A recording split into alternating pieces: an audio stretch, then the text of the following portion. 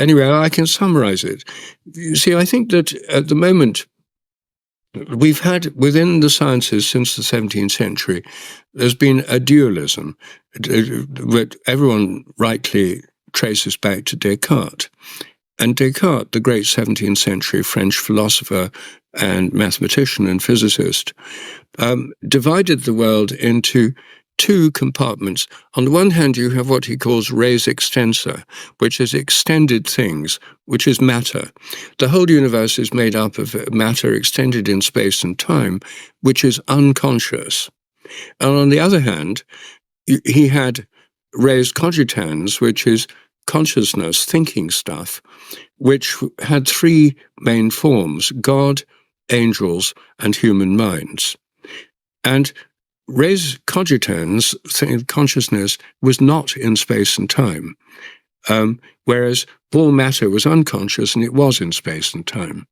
So that's Cartesian dualism. And it meant the mind's totally different from the body. And moreover, he said that only humans among the whole of the natural world have this thinking stuff, minds. Animals are mere machines, and so is the whole of the rest of nature, unconscious, inanimate machines. So this, in the 17th century, was a reasonable compromise for a lot of people because it meant religion could go on as before. They lost the whole of nature as part of the remit of religion, but they kept God, angels, and human minds and morality and survival of bodily death, which is non-physical and non-material. So that remained the Department of Religion. And the Department of Science was the whole of nature, the stars, the heavens, the earth, animals, plants, and human bodies, conceived of as inanimate machines. So that's Cartesian dualism. Then, in the 19th century, there were a lot of people who thought that having two things was too many, and that ultimate reality should just have one. One school of thought, particularly in Germany in the early 19th century, became idealists, and they said, well, actually, the only reality is spirit or consciousness, and matter is sort of dumbed down mind. And the other school of thought, materialists, said all this stuff about God and angels simply doesn't exist.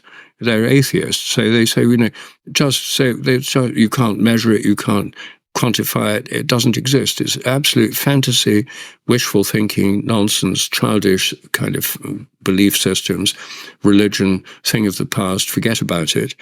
Get rid of all that. And then we've just got a material world of unconscious matter extended in space and time. Then, of course, the problem for materialism became, how come we're conscious? We ought not to be if the whole of the universe is made of unconscious matter. So then they had to sort of try and explain it. That's why it's called the hard problem in materialist theories of mind, because if you say consciousness is an epiphenomenon of brain activity, it doesn't actually do anything, then why did it evolve if it's totally useless and doesn't do anything? And if, for some of them, you say it's an illusion, then you haven't explained consciousness, because illusion is itself a mode of consciousness. And that's why you go round in circles, and it's called the hard problem.